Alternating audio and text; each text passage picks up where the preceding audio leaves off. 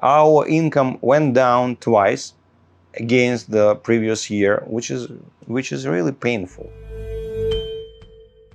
Okay, what happened in Visotsky Consulting for last few months?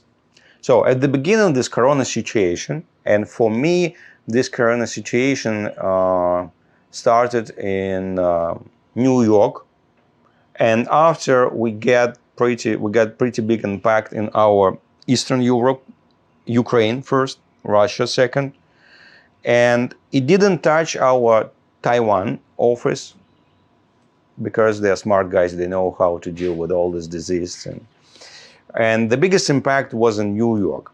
And what happened first, at the beginning of this Corona crisis situation, our income went down twice against the previous year, which is really painful, because 50% of our income, it was absolutely not enough to cover all our expenses.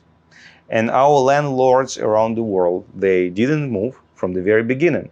they were staying on the same page, like, oh, and we don't care, you have to pay us, and that's it. And of course, we needed to support our team, and this is why our payroll part and was big, and we really couldn't cover all the expenses because of this income loss. So first, we cut some of our expenses. Unfortunately, we fired some part of our team, mostly they're the most new ones. So who was hired, who didn't have a big experience in the company. So we tried to squeeze our expenses, and not much. It was not very successful. So, but little. We saved some little money. From the very beginning of this situation, we started to change our promotion, our social media activity, and it was our next step. And it was pretty successful because in 1.5 months we reached about 70% of our previous level, which is really great. And this was a moment, it happened about 3-4 weeks ago. And at that moment, we already again started to cover all our expenses. And a month ago, we started to change our services to make them more attractive for our clients.